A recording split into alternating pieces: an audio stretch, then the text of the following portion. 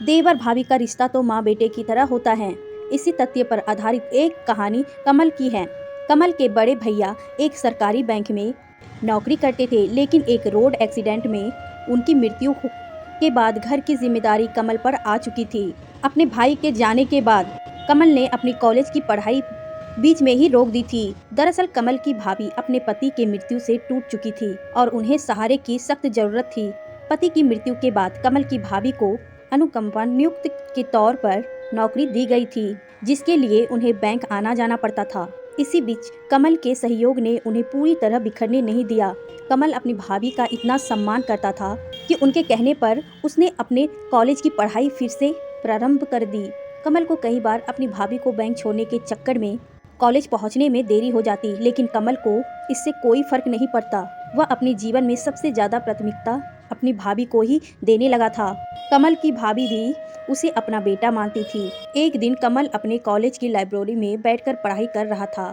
अचानक उसे उसकी भाभी का फोन आता है। वह रोते हुए कमल को बैंक बुलाती है। कमल अपनी भाभी की आवाज़ सुनते ही घबरा जाता है। वह तुरंत बाइक उठाकर बैंक पहुंचता है, जहां उसे पता चलता है कि उसकी भाभी पर 10 करोड़ रुपया के घोटाले का आरोप लगा है। कमल को पुलिस के द्वारा जानकारी मिलती है कि उसकी भाभी ने फर्जी डिमांड ड्राफ्ट बनाकर एक ग्राहक के खाते में 10 करोड़ रुपया का आहरण किया है। कमल को तुरंत शक होता है कि यह जरूर किसी की साजिश है। पुलिस कमल को उसकी भाभी के पास ले जाती है।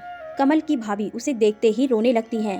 अपनी भाभी को भरोसे दिलाते हुए कहता है कि भाभी मैं सब कुछ ठीक कर दूंगा, आप चिंता मत करो, और वह तुरंत पुलिस थाने से बाहर आ जाता है। कमल अपने दोस्तों को फ़ोन लगाता है और उनसे उसी बैंक आने कहता है जहां उसकी भाभी काम करती थी। दोस्तों के आते ही कमल योजना के अनुसार अपने एक दोस्त वरुण को रईस ग्राहक बनाकर मोबाइल रिकॉर्डिंग सिस्टम के साथ बैंक के अंदर भेजता है। वरुण बैंक पहुंचते ही सीधा ब्रांच मैनेजर के कैबिन में घुस जाता है। बैंक का मैनेजर वरुण के हौलिये को देखते ही कुर्सी पर बैठने को कहता है। वरुण अपने प्लान के अनुसार बैंक के ब्रांच मैनेजर को अपने गैर कानूनी पैसों को खाते से हस्तांतरण करने के लिए 10 लाख रुपया की रिश्वत ऑफर करता है। मैनेजर बहुत चालाक था।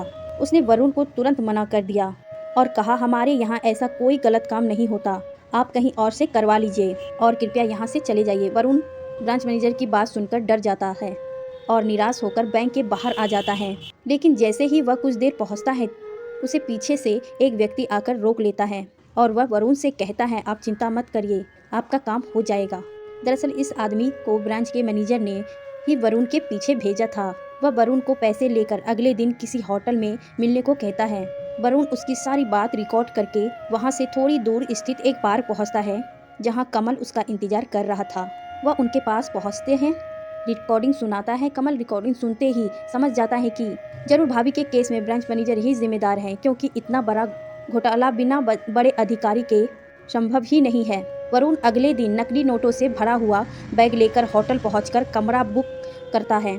कुछ देर बाद ब्रांच मैनेजर अपने उसी आदमी के साथ वरुण की बताई गई जगह पर पहुंच जाता है। वरुण ब्रांच मैनेजर को ड्रिंक पीने को कहता है। ब्रांच मैनेजर एक बड़े आदमी से रिश्ता बनाने के चक्कर में ड्रिंक लेना शुरू कर देता है। कुछ ही घंटों की मुलाकात के दौरान ब्रांच मैनेजर बातों बातों में कमल की भाभी की चर्चा उठा देता है, जिसमें वह बताता है कि उस औरत ने मेरे कई घोटालों के बारे में जानकारियां इकट्ठी करके रीजनल हेड को मेल भेज दिया। वह तो अच्छा था कि वह मेरा दोस्त है, तो मुझे पता चल गया, इसीलिए मैंने उसे अपने ही एक घोटाले में फंसा दिया। ब्रांच मैनेजर के इतना कहते ही पुलिस तुरंत कमरे के अंदर पहुंच गई।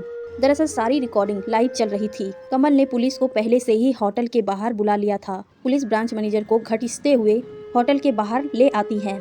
अदालत में ब्रांच मैनेजर के सभी घोटाले के सामने आ जाते हैं। मुख्य आरोपी गिरफ्तार होती ही कमल की भाभी को बाइज्जत बरी कर दिया जाता है। वह जेल से छूटते ही कमल को रोते हुए धन्यवाद देती है, लेकिन कमल अपनी भाभी के चरणों में गिर जाता है और कहता है, भाभी जब तक आपका ये बेटा आपके साथ है, आपके ऊपर आँच भी नहीं आ सकती। और कहानी खत्म हो जाती है।